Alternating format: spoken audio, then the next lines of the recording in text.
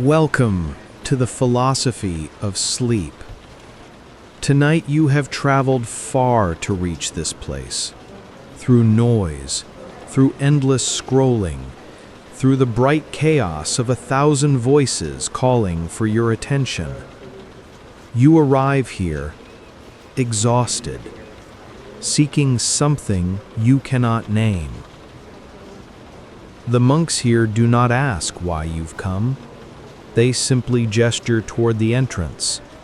A stone path, paper lanterns swaying gently in the wind. Rain falling on bamboo leaves, making a sound like whispered secrets. Inside, the monastery is quiet in a way that feels almost uncomfortable at first. No notifications, no pings, no glow of screens. Just this moment, just breath, just rain. You've been carrying something heavy, haven't you? Not in your hands, in your mind. A weight that never quite leaves. The weight of checking, scrolling, comparing, needing to know, needing to be seen, needing something from that glowing rectangle that it can never quite give you. The ancient Zen masters called this tanha, the unquenchable thirst, the craving that creates suffering, not because the world withholds what you need, but because you keep reaching for what cannot satisfy. What if I told you that 2,000 years before Instagram, before likes and retweets and follower counts, Buddhist monks understood this exact restlessness, this exact hunger?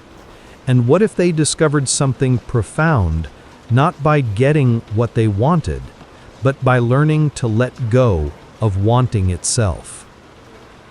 Tonight, in this monastery between moments, we will explore an ancient practice called letting go.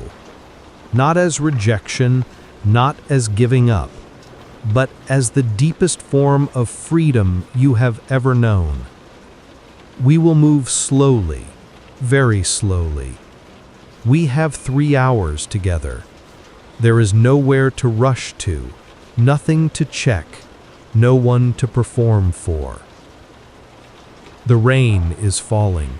The candles are lit in the meditation hall. Your phone, we'll place it in a small wooden box by the entrance. It will be there when you wake. But for now you are unreachable, and you are completely safe. Prepare yourself. We have all night. We begin slowly. Picture yourself here, now, sitting in the outer hall of the monastery. The floor beneath you is cool stone, worn smooth by centuries of feet. You can feel it through your clothes, solid, unchanging, patient. The walls are simple, wood and paper screens. Through them, you can see shadows of bamboo moving in the wind outside. Rain falls in sheets from the curved roof, creating a curtain of water between you and the world beyond. In front of you, a small alcove holds a single candle. The flame is steady despite the drafts moving through the hall. It doesn't flicker anxiously. It simply is, burning without hurry, without trying to be anything other than what it is.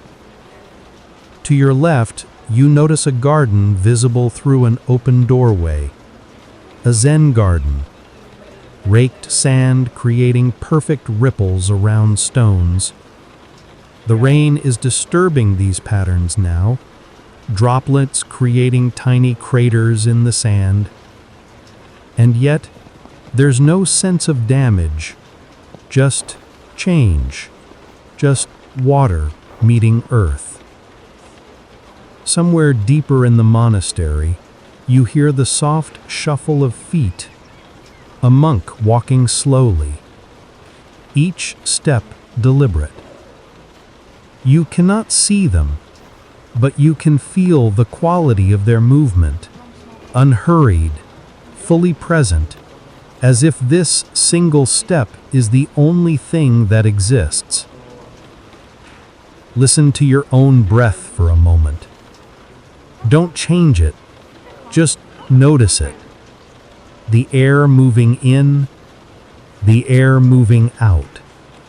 This breath that has been happening this whole time, whether you paid attention or not.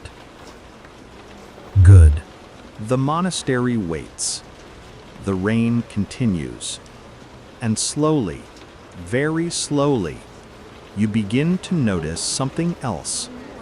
A feeling in your body, a restlessness, a small voice in your mind asking, should I check?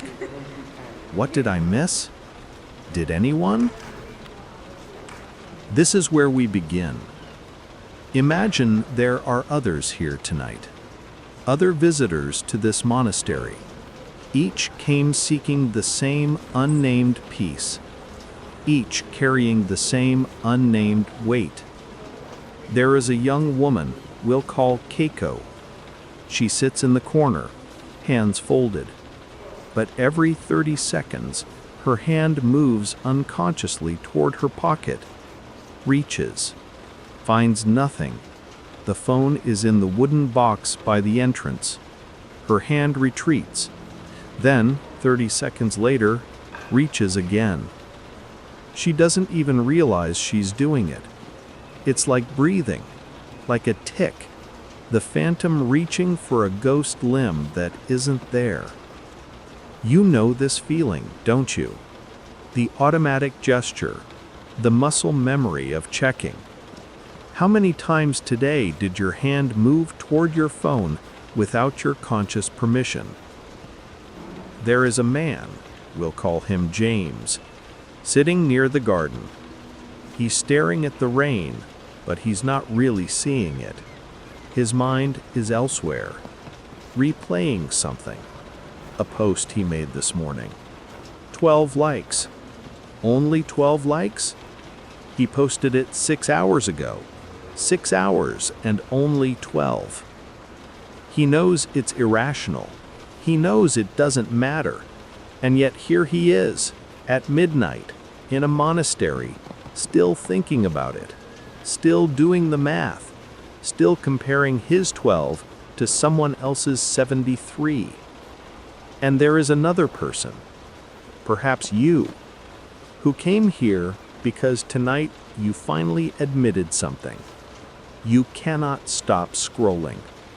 Even when you're exhausted, even when your eyes burn, even when you know there is nothing new, nothing that will satisfy, you keep scrolling. Down, down, down. An infinite feed. An infinite hunger, a bottomless well that you keep trying to drink dry. The Buddhist teachers have a word for this. Several words, actually. Tanha, the craving. Dukkha, the suffering that comes from craving. And upadana, the clinging, the grasping, the inability to let go. But what exactly are we clinging to? The Buddha, Siddhartha Gautama, was not a god. He was a man, a prince who walked away from his palace to understand why humans suffer. And after years of searching, sitting, watching his own mind, he understood something simple and devastating. We suffer because we crave. And we crave because we believe that getting what we want will finally make us complete. But here's the paradox. Every time we get what we crave, the satisfaction lasts only moments before the craving returns, slightly transformed, seeking something new. You get a like. It feels good for 3 seconds. Then you need another. You get 10 likes. Now you need 20. You get 100. Now you need 1,000. The number grows, but the emptiness stays the same. 2,500 years ago, the Buddha sat under a tree and watched this pattern in his own mind. No smartphone, no social media, but the same craving, the same endless reaching. He wanted approval from his teachers. He wanted spiritual experiences. He wanted enlightenment itself. And each time he grasped for these things, they slipped away, where they arrived and immediately lost their luster. Until he understood, the problem wasn't what he was craving. The problem was the craving itself, the relationship of grasping, the belief that peace lives somewhere outside this moment if only he could reach far enough. Imagine centuries later, Zen monasteries in Japan, monks sitting in meditation halls watching their minds, and they notice the same thing. Thoughts arise. I want tea. I want warmth. I want this itch to stop. I want this sitting to be over. And beneath all these small wants, a deeper pattern. I want this moment to be different than it is. Does this sound familiar? When you scroll at midnight, exhausted but unable to stop, what are you really looking for? Entertainment? Connection? Or are you looking for this moment, this exact moment of tiredness, of loneliness, of not quite rightness, to be different? The monks discovered something. You cannot escape this moment by seeking another moment. You can only be free of this moment by being fully in it. But when we truly listen to what this teaching is saying, when we sit with it over time, it forces us to confront an uncomfortable possibility. What if your phone isn't the problem? What if the endless scroll isn't really about the content? What if it's all just a strategy to avoid being here, now, with yourself as you are? What if the addiction isn't to the device, but to escaping this very moment? Let us sit with that question as the rain falls and the night deepens. Let us look more closely, not at the phone, at the mind that reaches for the phone. Let us watch the way Zen monks watch their breath, without judgment, without trying to change anything, just noticing. Pattern 1. The morning grasp. You wake, your eyes open, and before thought forms, before you remember your name, before you remember what day it is, your hand reaches. Not for water, not for the person beside you, for the phone. In Zen, this is called habit energy, the momentum of patterns repeated so many times they run by themselves, like a wheel spinning, like water following a groove worn deep into stone. The Buddha taught that these patterns, these samskaras, are not permanent. They feel permanent, but they are just momentum. And momentum can be redirected, gently, over time. But first we must see the pattern clearly, without judgment, just, there it is again, the reaching. Pattern 2, the phantom vibration. Your pocket buzzes, or you think it does. You reach down, nothing. The phone is silent, but you felt it. Or did you? Your nervous system has learned to hallucinate the call. Your body, trained like Pavlov's dog, creates sensation where none exists. The Zen master Dogen wrote, "The mind creates the world." Not metaphorically, literally. Your expectations shape what you perceive. Your cravings create phantom sensations. This isn't weakness. This is the mind doing what minds do, seeking patterns, predicting, preparing. But when the pattern becomes a prison, then the awareness is the key. Pattern 3, the midnight scroll. It is 2 a.m. You should sleep. You want to sleep. You are desperately tired. And yet, here you are, thumb moving, eyes glazing, watching videos you don't care about, reading comments from strangers who don't know you. Why? The Buddhist term is papanka, proliferation, the mind's tendency to spin out, to create endless elaboration, to turn one thought into 1,000, one image into an hour of comparing, judging, wondering. You see a photo, someone on vacation.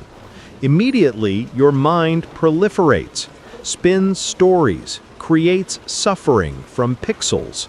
The Zen response isn't to fight this. Fighting creates more proliferation, thoughts about thoughts about thoughts. Instead, just notice. Ah, proliferation. Hello again. I see you. And in that noticing, a tiny space opens, a gap between the stimulus and the story. And in that gap, freedom begins to breathe. Pattern 4, the comparison trap. You post something, a photo, a thought, something you're proud of, and then you wait. 5 minutes, 10. You tell yourself you won't check, but you check. 3 likes. You tell yourself you don't care, but you care. An hour later, 8 likes. Why so few? What did you do wrong? Should you delete it? Meanwhile, someone else's post, something casual, unremarkable, has 47 likes. How? Why? The Buddhist teaching on comparison is simple and brutal. Comparison is the mind creating separation, and separation is the root of suffering. When you compare, you create 2 selves, the self you are and the self you think you should be, or the self they are, and then you suffer the imagined distance between them. But here's the radical part. Those selves don't exist. They're stories, mental constructs, phantoms. There is only this breath, this moment, this body sitting here, listening to rain. Everything else? Proliferation. Pattern 5, the battery anxiety. Your phone battery drops to 19%. Immediately, a small panic. Not rational, but there it is. A tightness in your chest. 15%. You need to find a charger now, even though you're not expecting a call. You're not waiting for news. You just need it charged, need it available, need the possibility of connection, even if you don't use it. This is attachment in its purest form. Attachment not even to the thing itself, but to the availability of the thing. The Zen master Linji said, "If you meet the Buddha on the road, kill the Buddha." Meaning, don't attach even to sacred things. Don't make anything so precious that your peace depends on it. Your phone is not the Buddha, but you've made it sacred, a talisman, a security blanket, and now your peace depends on its charge level. Can you feel the weight of that? The exhaustion of it? Let us breathe together, in and out, in and out. Pattern 6, documenting over experiencing. You're somewhere beautiful, a sunset, a meal, a moment with someone you love, and your first instinct is, I should post this. You lift your phone, frame the shot, take the photo, immediately review it. Does it capture the moment? Does it make you look good? Will others think it's interesting? And then you realize you weren't actually in the moment. You were outside it, documenting it, performing it, preparing it for an audience that isn't there. The Zen concept of mushin, no mind, points to this. The ability to be so fully present that there's no gap between you and the experience. No observer, no documenter, just the thing itself. A flower doesn't photograph itself, it simply blooms. Rain doesn't record its falling, it simply falls. Can you be here without documenting it? Without proof? Without witnesses? Can this moment be enough even if no one knows it happened? Pattern 7. The fear of missing. You put your phone away. 5 minutes pass. Then a whisper in your mind. What if someone texted? What if something important happened? What if there's news? What if... This is FOMO, fear of missing out, at its core. Not fear of missing events, fear of missing anything, fear of not knowing, fear of being outside the stream of information, even for a moment. The Buddha identified this as one of the deepest fears, bhava tanha, the craving to become, to be part of, to exist in the eyes of others. But here's the paradox he discovered. The more you chase being part of everything, the more you miss the one thing that's actually happening. This moment, here, now. You cannot be in two places at once. You cannot be here and in the feed. And every moment you spend checking what you're missing, you miss what's here. Let that sink in, slowly, as the rain continues and the night holds you. Pattern 8. The guilt of wasted time. You've been scrolling for an hour, maybe 2. You finally set the phone down and feel it. The guilt, the shame. I wasted so much time. I should have been productive. I should have...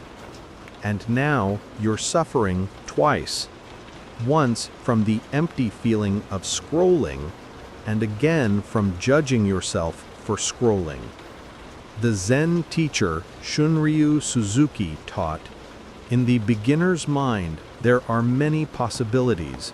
In the expert's mind, there are few. Applied here, in judgment, there is only suffering. In simple noticing, I scrolled, and now I notice I scrolled. There is space for something new. No blame, no shame, just, this happened, and now this is happening. Can you release the judgment, just for tonight, just for this moment? These are just a few ripples on the surface of something deeper. Let us continue, slowly, into the depths. Now we go beneath the surface patterns, beneath the checking, the scrolling, the comparing, to the why, the hidden purposes these patterns serve. Using the phone to avoid discomfort. You feel anxious. Immediately, without thinking, your hand moves to the phone. You feel bored. Phone. You feel lonely. Phone. You feel anything uncomfortable. Phone. The phone has become what Buddhists call upadana, the grasping, the reaching for something outside yourself to fix something inside yourself. But here's what the monks discovered through thousands of hours of sitting. Discomfort is not dangerous. Boredom is not an emergency to be solved immediately. These feelings, they're just weather. They arise, they pass, they change. Unless you interrupt them by reaching for distraction, then they freeze, They wait, and the moment you put the phone down, they're still there, unchanged, waiting for you. The only way through discomfort is through, not around, not over, through. And the phone is the avoidance of through, the eternal circling around. How notifications destroy flow. You're reading, or writing, or talking to someone, or simply sitting, and then, bing!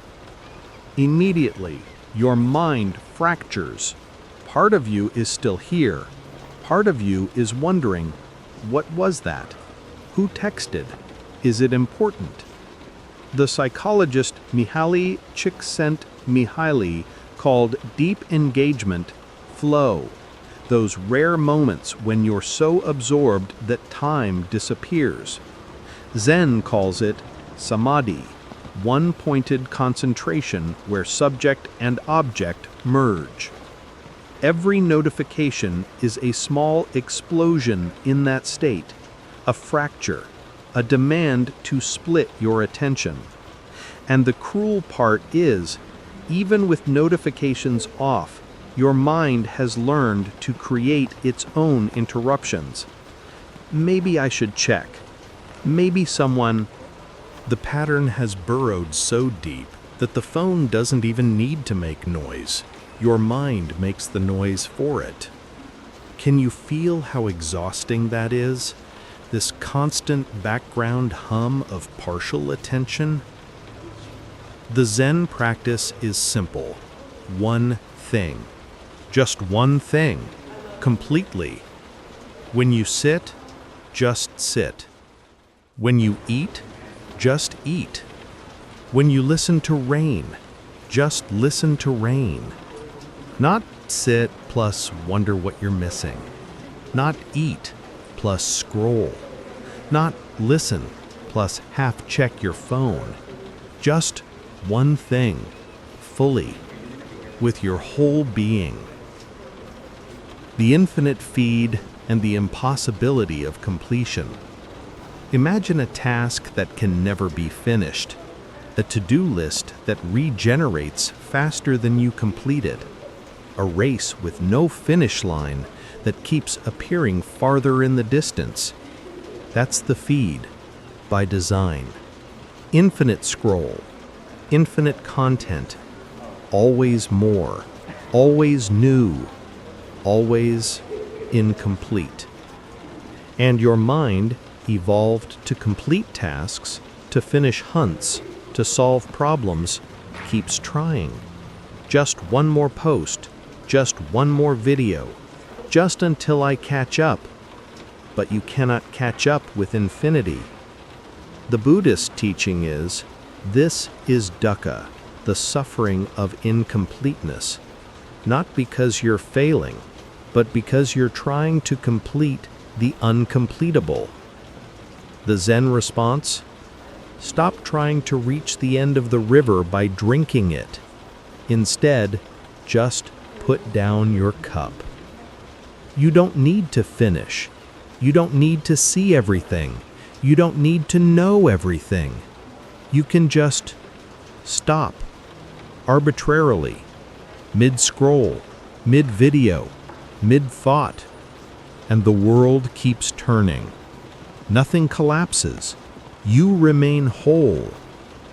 These patterns lead us deeper still into questions that philosophers and monks have asked for millennia, questions about consciousness, attention, and what it means to be alive. We have been sitting here for some time now. An hour and a half has passed. The night has deepened. The rain continues its patient work. Can you feel how your body has settled? How your breath has slowed? How the urgency to check, to know, to scroll has maybe softened just a little? This is what time does. This is what sustained attention does. Not force, not effort, just being here patiently as the mind gradually reveals its deeper patterns. Let us now explore what lies beneath even the behavioral patterns, the existential implications, the spiritual crisis hiding inside your relationship with that glowing screen. How endless comparison erodes the self. Who are you? No, really, stop and ask, who am I? If you're like most people, your answer is partially constructed from mirrors, what others think, how you appear, the feedback you receive, the likes, the follows, the validation. This isn't wrong exactly. The self has always been partly social. The Buddha taught that the self is anatta, not self, empty of inherent existence, constructed through relationships and context. But here's what's different now. The number of mirrors has exploded. You're not just seeing yourself reflected in your family, your friends, your small community. You're seeing yourself reflected, or not reflected, in thousands of strangers. Algorithms, metrics, anonymous judgments.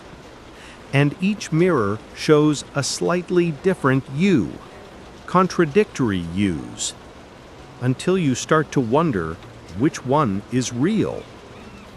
The Zen master Bankei taught, the unborn Buddha mind freely grants all that is asked, meaning your original nature, before all the mirrors, before all the stories, is already complete, already whole.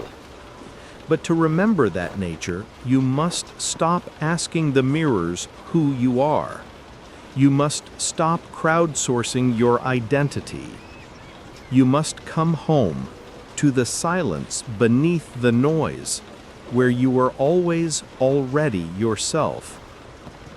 How constant stimulation makes stillness feel dangerous. When was the last time you sat completely still, doing nothing, with no device, for, let's say, 10 minutes? If you're honest, it probably feels impossible, not because you're busy, but because stillness has become uncomfortable, boring, even threatening. Why?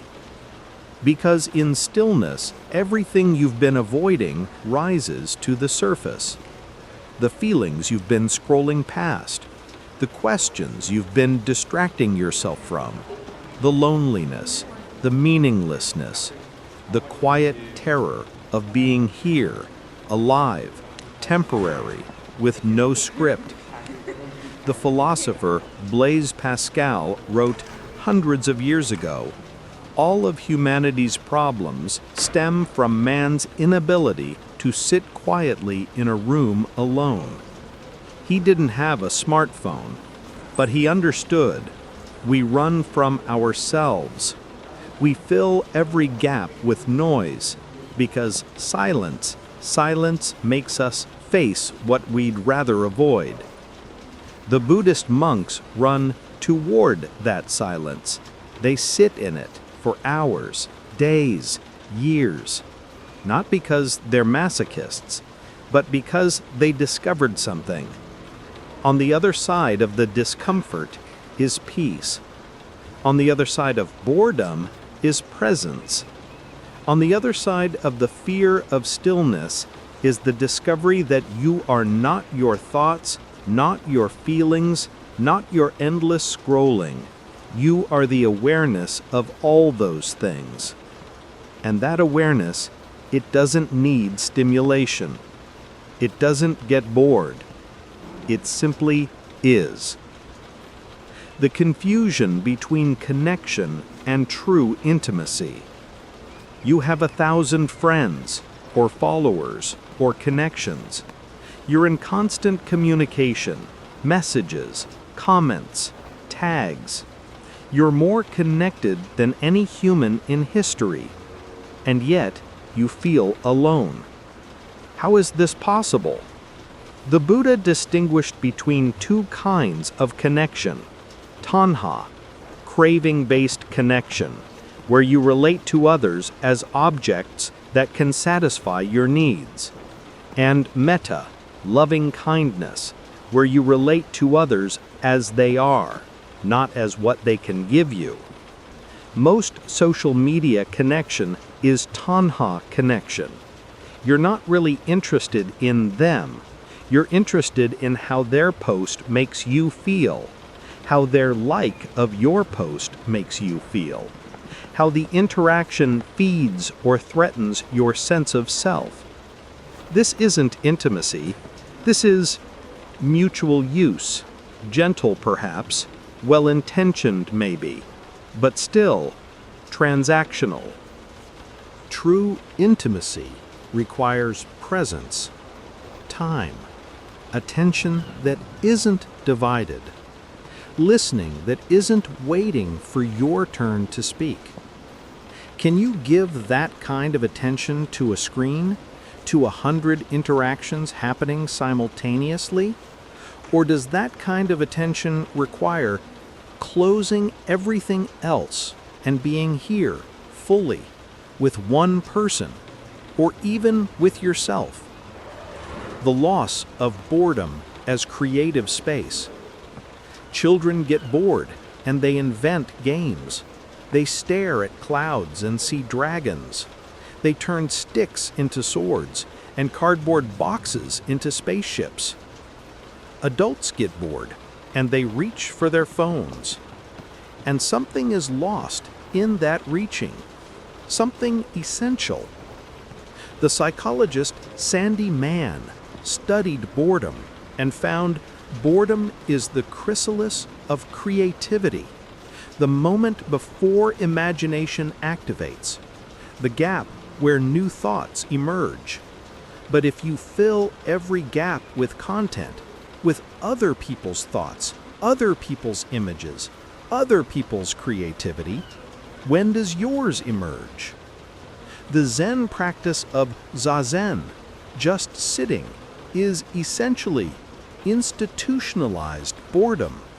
You sit, you watch your breath. Nothing happens. It's boring, incredibly boring.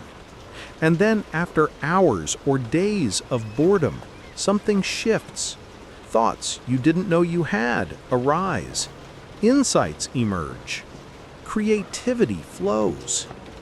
But it only flows after you've sat through the boredom, after you've resisted the urge to scroll, to fill, to stimulate. When was the last time you let yourself be bored, really bored? When was the last time you sat with nothing and discovered it wasn't nothing after all? We have been here together for nearly 2 hours now. The candle has burned low. The rain continues. Outside, the world scrolls on. Millions of people checking, posting, comparing, craving.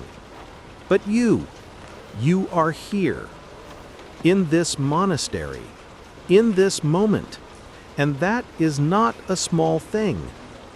Now we ask the deepest questions, not to answer them, but to sit with them, to let them work on you slowly, the way rain works on stone.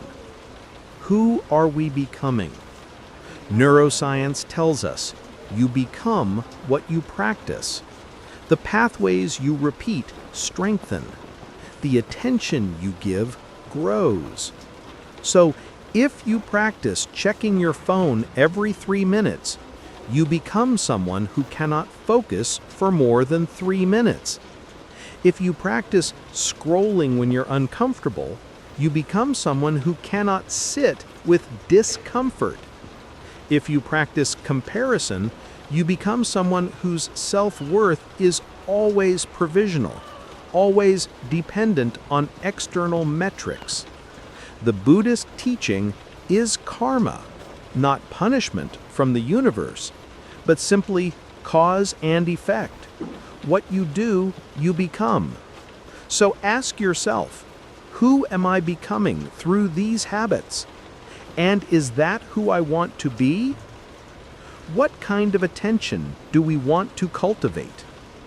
Attention is not infinite. You have at most 16 waking hours a day, maybe 100,000 hours left in your life if you're lucky. Where is that attention going? Is it going to what you value or to what algorithms have learned keeps you scrolling? The Zen master Thich Nhat Hanh taught the present moment is the only moment in which we can be truly alive. But if your attention is always divided, half here, half checking, are you ever fully alive? Or are you living a life of perpetual half-presence? What if you decided, I will give my full attention to fewer things, but I will really give it, not the scraps, not the leftovers, the full beam of my awareness? What would that feel like? What would change? What does it mean to be present? You are sitting here, or lying here, listening to these words, to this rain. But where is your mind? Is it here, fully? Or is part of it already planning, remembering, wondering, checking? Presence is not a mystical state. It's simply being where you are, when you are. But our devices train us in the opposite. They train us to always be elsewhere, to always be thinking about the next thing, the last thing, the other thing, never this thing. And life, actual, lived, felt life, only happens in this thing, in this breath, this moment, this sound of rain. The Zen Koan asks, what is your original face before your parents were born? A strange question, but it's pointing to this.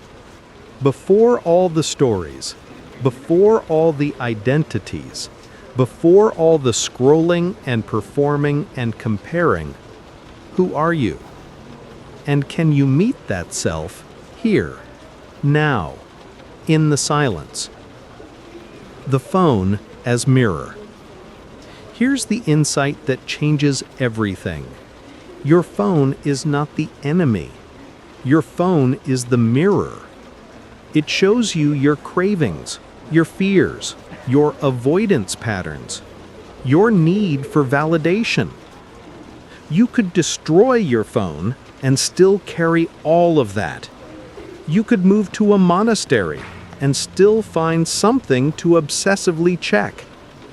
The problem, if we can even call it a problem, is not the technology, it's the relationship, the grasping, the belief that peace is somewhere else, just one more scroll away. The Buddha sat under a tree and realized liberation is not found by getting rid of anything.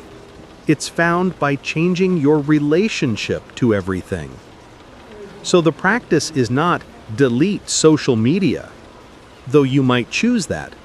The practice is see the craving, watch it. Don't obey it immediately. Breathe, choose. Again and again and again, until the pattern loosens, until you remember you have a choice.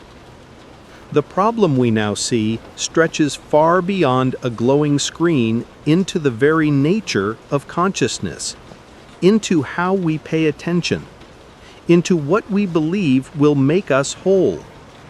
And the answer, if there is one, lies not in technology or techniques, but in coming home, to this breath, this moment, this mysterious fact of being alive. Let us rest here for a moment before we continue deeper still. We have been together for more than 2 hours now. The night is deep. The candle has nearly burned out. The rain has become not a sound, but a presence, a companion. And you are still here, still listening. That itself is the practice of staying, of not reaching for distraction, of being present with discomfort, with boredom, with whatever arises. Now, let us learn the practice that the monks have used for centuries, not as theory, but as lived experience, as something you can return to night after night until it becomes not effort, but nature. The Zen principle, non-attachment. In Zen, there's a word, mu. It means nothing or no thing. It doesn't mean nothingness, like a void. It means the space before grasping begins. You see a beautiful sunset. Immediately, the mind says, I want to photograph it. I want to keep it. I want others to see it and validate my experience of it. That's grasping. That's attachment. Not to the sunset, to your idea of the sunset, to your need for the sunset to be something more than it is. Mu is the moment before that grasping. The sunset, just being. You, just seeing. No need to capture, no need to keep, just this. Applied to your phone, you feel the urge to check. The urge arises. That's natural. That's just the mind doing what minds do. Mu is the space between the urge arising and your hand moving. The pause, the breath, the noticing. Ah, there's the urge. And in that noticing, you're not the urge. You're the one watching the urge. And if you can watch it, you don't have to obey it. The practice of watching. Imagine you're sitting by a river. Leaves float past. Some are beautiful. Some are ugly. Some trigger memories. Some trigger desires. You don't jump in and grab them. You just watch them float by. That's the practice. Your thoughts, your urges to check, to scroll, to compare, they're leaves. They float by. You don't have to grab them. But your habit is to grab, immediately, automatically. So the practice is, don't grab, just watch. Oh, there goes the thought, I should check my phone. Just a thought, floating by. Oh, there's the anxiety. What if I'm missing something? Just a feeling, floating by. You practice this once. The thought comes back. You practice again. It comes back. You practice 1,000 times. And slowly, so slowly you don't even notice, the grip loosens, the compulsion weakens, the gap between urge and action grows, until one night you feel the urge to check and you simply don't. Not because you're forcing yourself, but because you see it's just an urge. It will pass. I don't need to obey. The Buddhist teaching on craving. The Buddha taught 4 noble truths. Let us apply them here to this specific suffering. First noble truth, dukkha. There is suffering. Yes, you suffer when you scroll and feel empty. You suffer when you don't scroll and feel anxious. You suffer when you get likes and still feel inadequate. You suffer when you don't get likes. This is not a moral failing. This is just the human condition. Second noble truth, samudaya. Suffering arises from craving. Why do you suffer? Because you crave. You crave validation. You crave connection. You crave to know. You crave to be seen. And every craving, when not immediately satisfied, creates tension, creates suffering. Third noble truth, Nirodha. Suffering ceases when craving ceases. Not when you get what you crave, but when you stop craving it. When you see, I don't actually need more likes. I don't actually need to know what I'm missing. I don't actually need constant stimulation. When craving stops, suffering stops. Not because life becomes perfect, but because you stop demanding it be different than it is. Fourth noble truth, Magga. There is a path. The path is practice, noticing, watching, breathing, returning. Not once, not perfectly, but again and again, with patience, with kindness toward yourself, with the understanding that this is the work of a lifetime. The Zen Koan for digital age. Let me offer you a koan, a riddle with no logical answer, a question to sit with. You are lying in bed. Your phone is across the room. You feel the urge to check it, but you stay still. What is the sound of one hand not scrolling? Don't answer with your mind. Just sit with it. What happens in your body when you resist the urge to check? What is there in the space between wanting and not doing? The koan is not meant to be solved. It's meant to break your usual patterns of thinking, to create a gap, and in that gap, something new becomes possible. The practice, this forces us to reconsider. This forces us to reconsider a simple but radical question. What in this exact moment is truly under your control? Not whether you get likes, not whether you're invited, not whether the algorithm favors you, not whether your post goes viral, but this. Can you notice the urge to check and not immediately check? Can you feel discomfort and let it be there without rushing to distraction? Can you be here, right now, with nothing to scroll, nothing to achieve, nothing to prove? That is under your control. Not outcomes, not others, not the world. Just your attention, your response, your choice in this moment.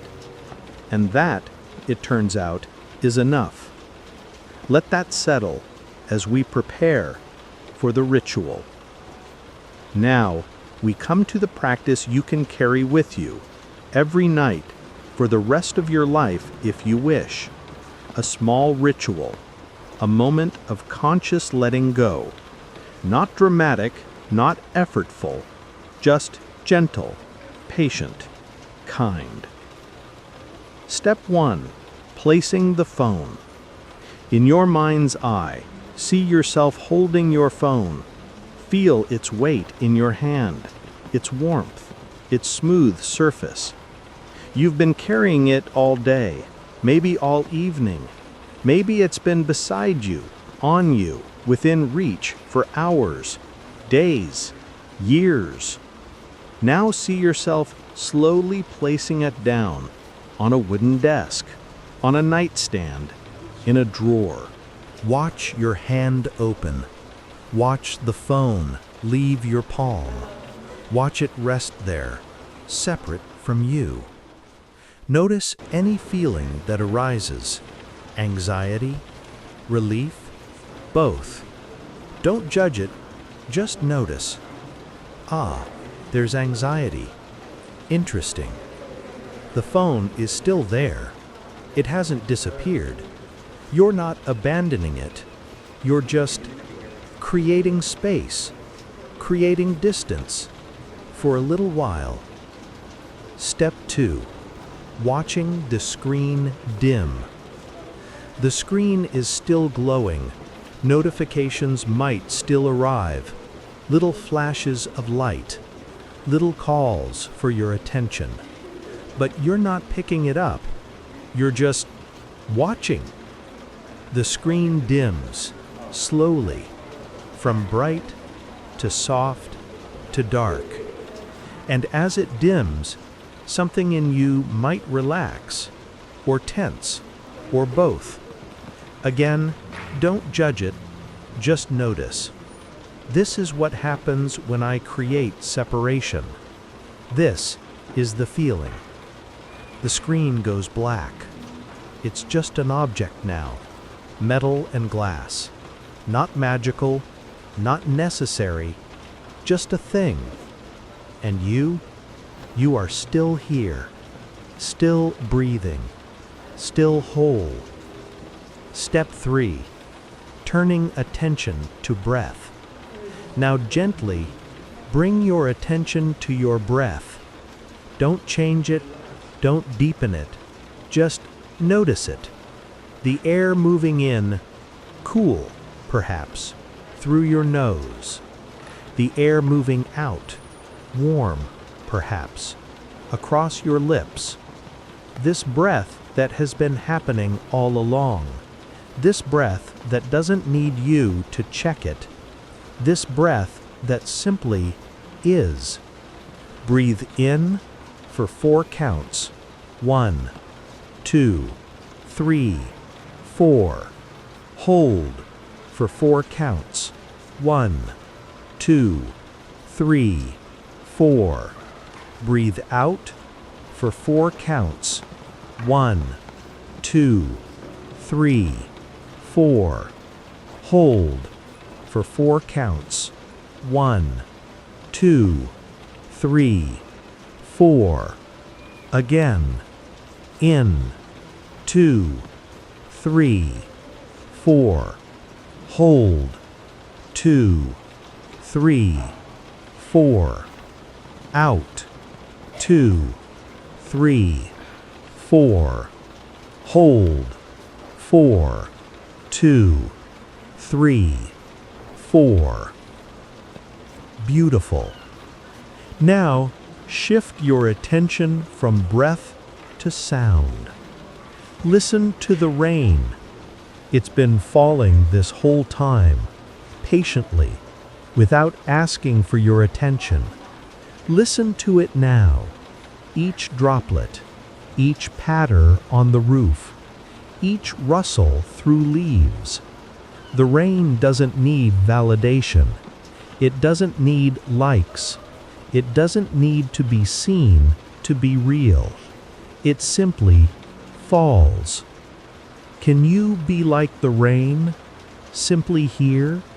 Simply being, without needing anything from anyone? Step 5.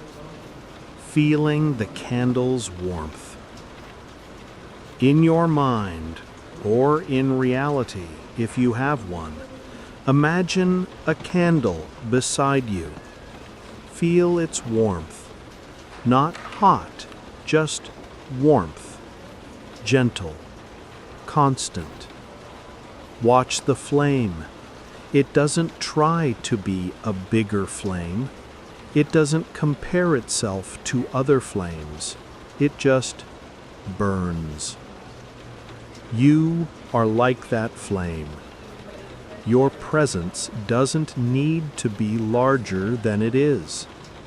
You don't need to burn brighter to be enough. You simply are. Step 6. The mantras. Now let these words settle into your mind, not as commands, as gentle reminders, as truths you're beginning to remember. You do not have to answer every call of your mind.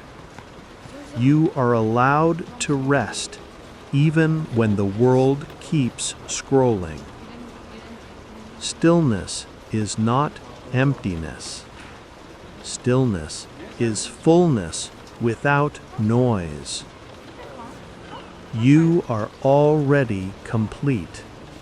You don't need to check anything to be whole.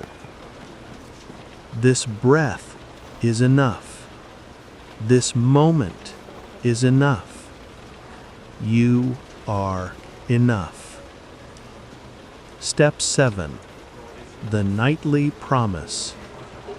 And finally, make this small promise to yourself. Tonight, I let go.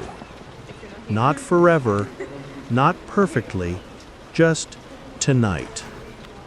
I release the need to know, to check, to be seen. Just for these hours, just while I sleep. And tomorrow, I can choose again. This is not about never using your phone again.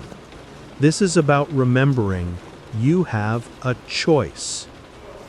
Every night, you can make this choice to place it down, to create space, to remember what it feels like to be unreachable and safe. Recent research in behavioral psychology suggests that when we create a small, sacred ritual like this, a moment of conscious separation, we begin to rewire our compulsion. We become, slowly, the author of our attention again, not the algorithm's audience, not the device's servant, ourselves. This ritual is yours now. Every night, you can return to this monastery, this desk, this candle, this rain.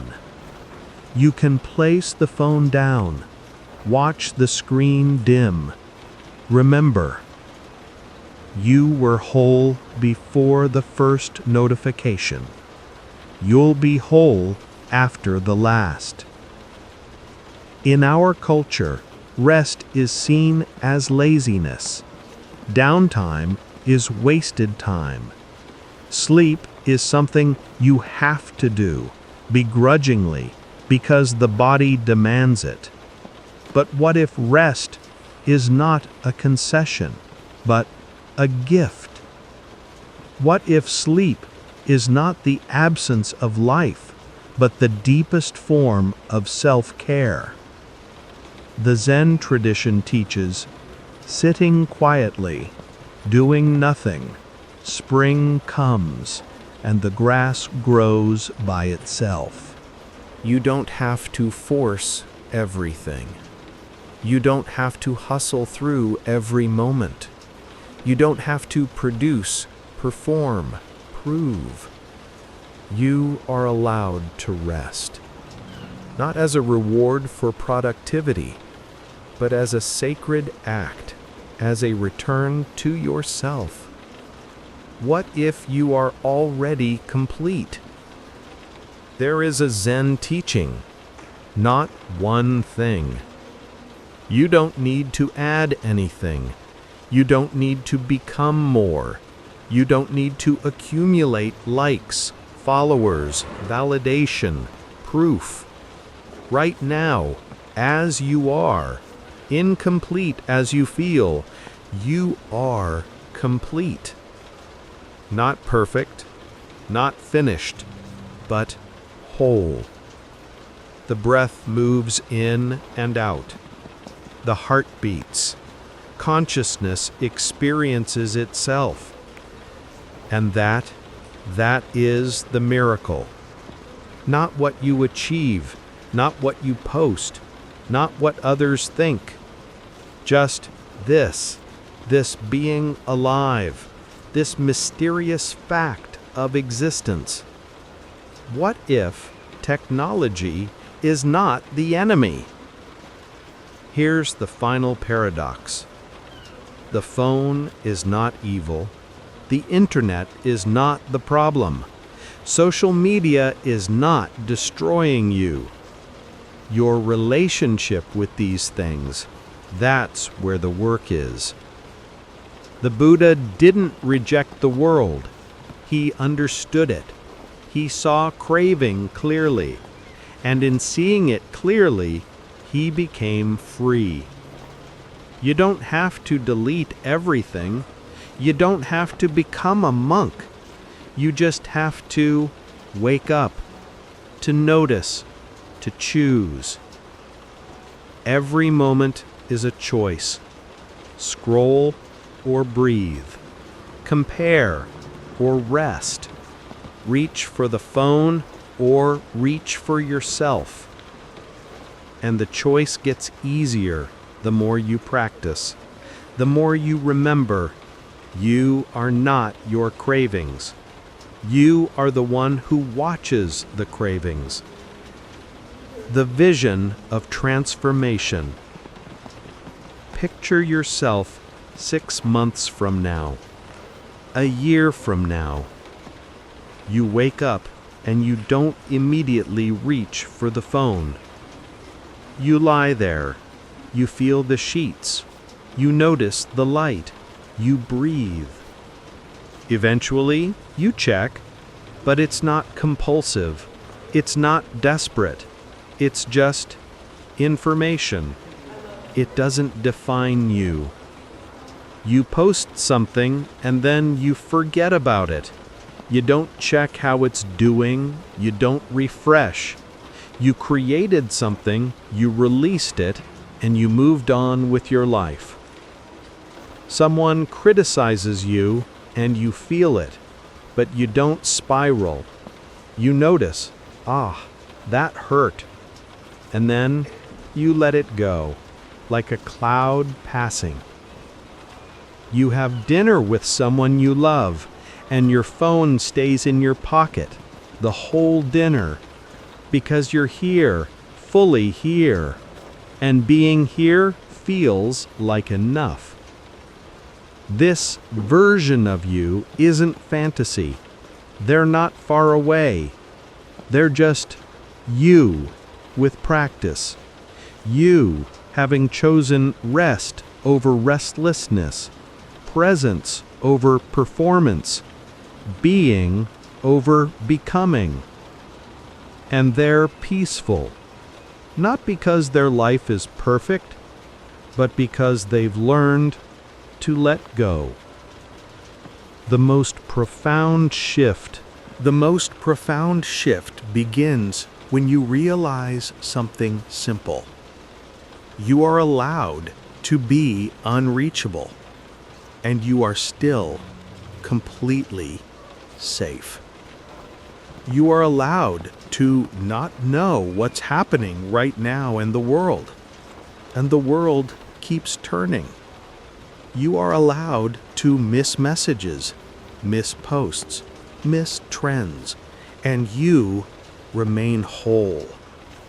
You are allowed to rest, to sleep, to be here, breathing, without documenting it.